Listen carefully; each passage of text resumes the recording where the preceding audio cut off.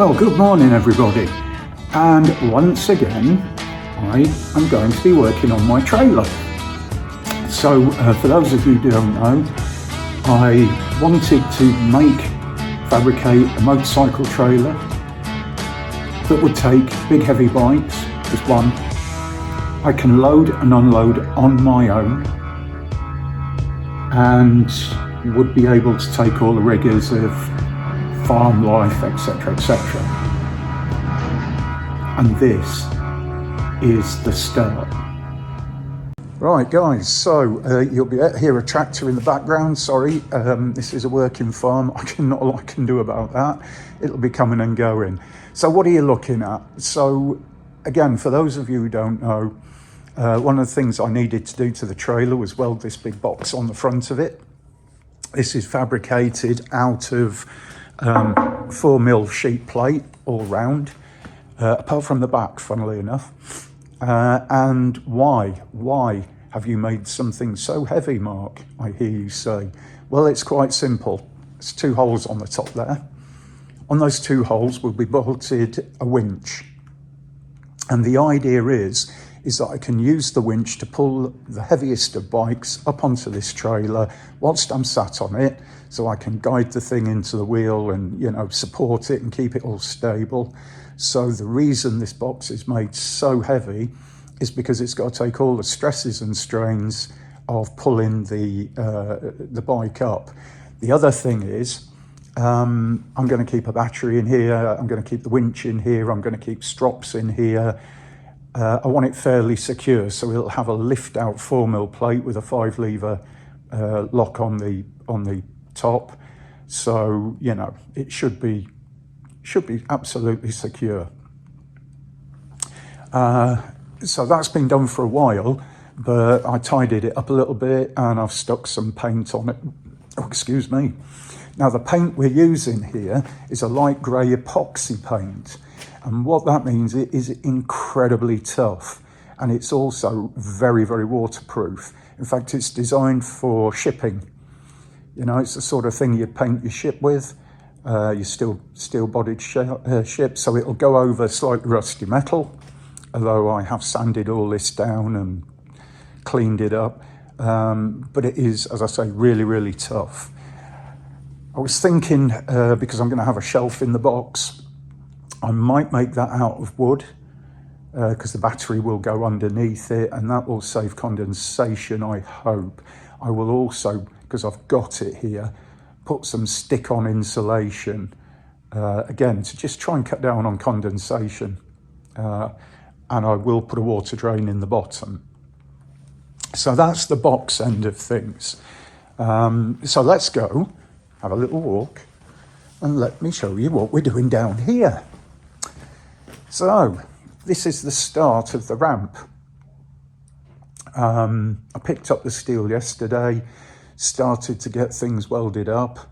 Unfortunately, the MIG welder ran out of wire, so that was the end of that by 2:30. I've picked up another reel, and you can watch me fit that in a moment. So what have we got here? We have a square ramp-ish. The white waffle boards, that's these things, will go either side in the channels that are already prepared. Now they're virtually fully welded in, but there is a little bit more work to do, which we'll do in a while. In the centre, I didn't have a full-length waffle board, but I've got these brown ones, and I'm going to cut the two boards in half, or maybe just put one in and a small section. So we'll have 3 of these waffle boards.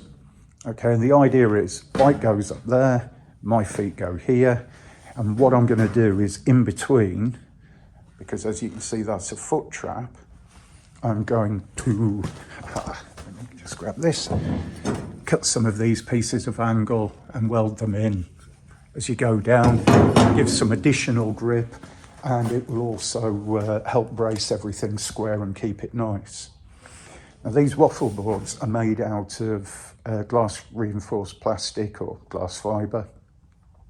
they are incredibly tough. They're designed that you can put them across ditches and drive your four-wheel drive vehicle across, or Sankey trailer, you know, so they're designed to take some tonnage, a lot more than I actually need. But what they will do is they will add a high degree of rigidity to everything. So the two outers, as I say, they've already been pretty much fully welded. There's still a bit more to do. The inner one hasn't. I was just mocking it up last night before I left to see how it looked. So we're going to move this trestle over, move the ramp over, put it on some trestles so that we can flip it and fabricate it fully. It'll all be fully welded and then fully dressed back with a linisher and grinder. The waffle boards will be fitted, and then I think I will screw through them, but we'll see. Once we've got all of the waffle board supports in place, we can start to put our angle sections where the possible foot trap is. And if we can get all that done today, I'm hoping, I won't be here tomorrow, I'm hoping by Wednesday the hinges will have turned up, because they'll need to be welded along the back of the trailer and the front of the ramp.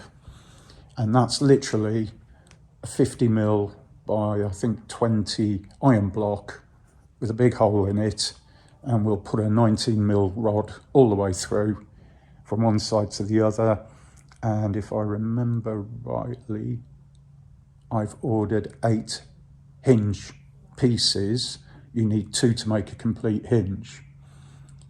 Okay, so we'll space them out accordingly, and that should mean that no one point has got a tremendous amount of load on it. For those of you who watched the earlier video, we cut out this section to put in the box. That's in now.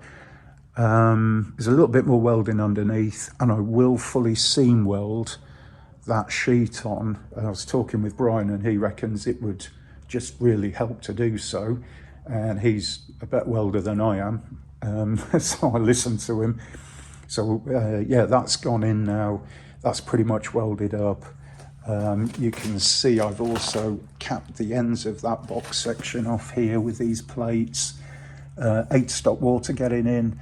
B, it adds additional strength onto here. What I will do is I'll drill that and wax oil it when I've finished all the fabrication and plug it. So if we can get all that done, then it's just a case of painting with the epoxy, and working out how we're going to hold the thing up. And I think we'll probably just sort of come from a point somewhere like here on the trailer, somewhere, you know, there on the trailer, and have a diagonal strap. I don't know, we'll get to that in a bit. So that's it, that's where I am. So enough talking, let me get you set up. We'll get the MIG welder sorted first, and then I'll get the ramp on the trestles and you can watch some welding. Right, so for those of you who've never seen, this is the inside of a MIG welder. What we have, this is where our spool goes. The wire comes off through this tube and it goes into this die. You just see the old bit of wire there, and this is the motor that drives the wire through. You have an idler wheel that sits on top, keeps some tension on it, and it just feeds it through. So I'm going to pull the old wire out, hopefully.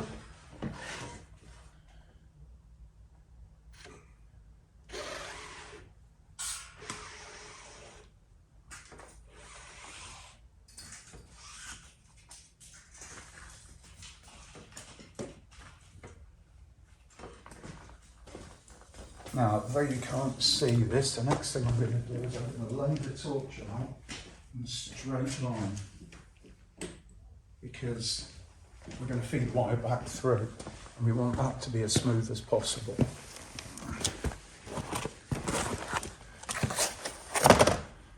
So let me just, this is a brand new reel of wire.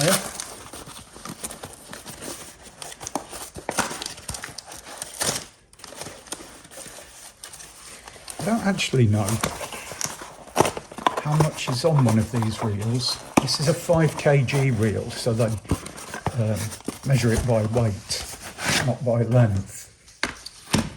Okay, and as you can see, it's covered in plastic, and that's to hopefully stop damp, because if this wire gets damp and goes rusty, it gets pretty nasty. So this, if I can get it out, is our free end. And what I'm doing is I'm leaving the paper on, because I don't want the whole thing to unravel and get tangled. And then I'm going to make a fresh cut.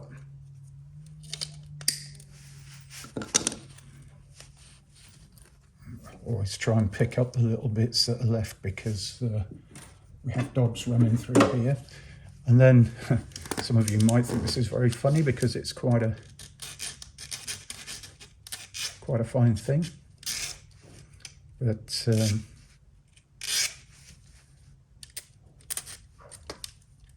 I just try to make sure there's no sharp edges on this. And then what we're going to do,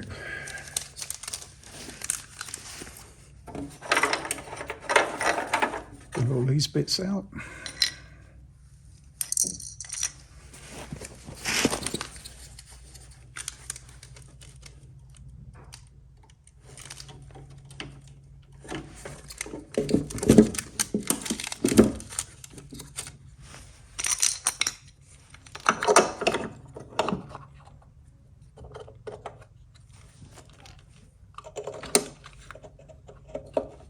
Spring.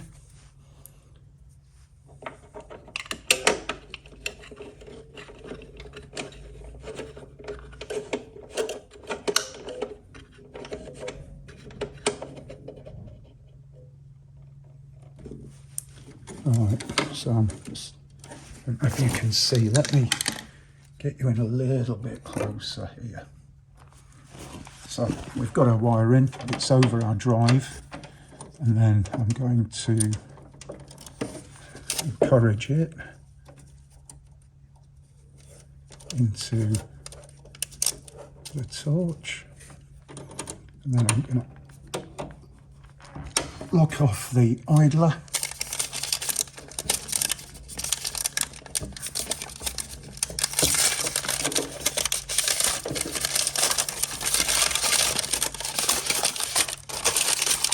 Strip off the paper.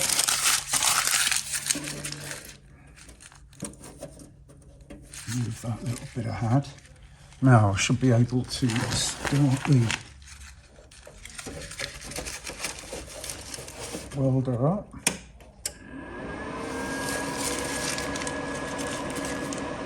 And I don't think you'll be able to see anything, but you might just see that rotate as I pull the trigger way down this line.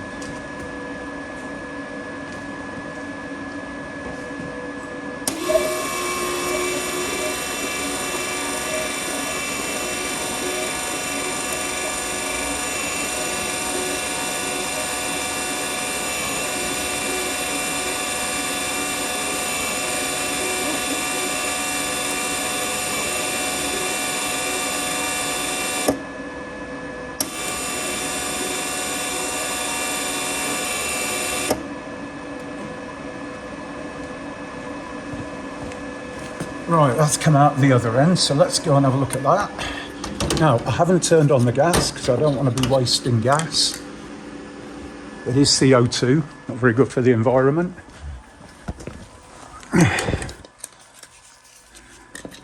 As you can see, that's come out. Let's just cut that off. Ready?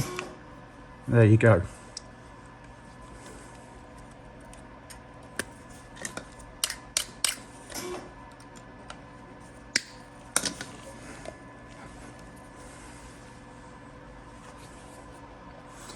Right, we're ready to weld. Right, so I'm hoping A, I don't knock my phone off, B, I don't run out of gas, and C, you'll be able to see what I'm doing. So I'm going to weld in here. I'm going to try and keep it as neat as I can.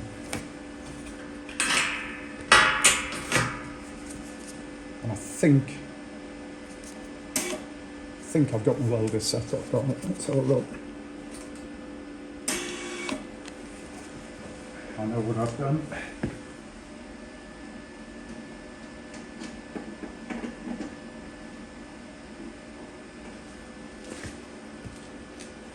Earth lead fell out. And I put it back in the wrong one. Right, mind your eyes, folks.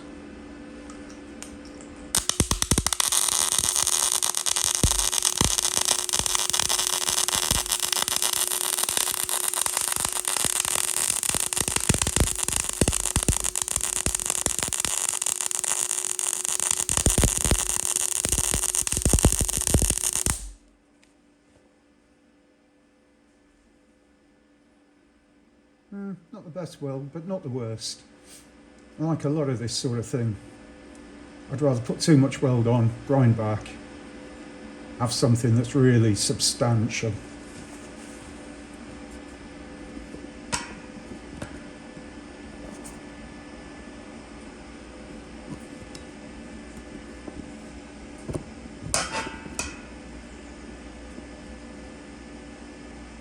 Same thing again.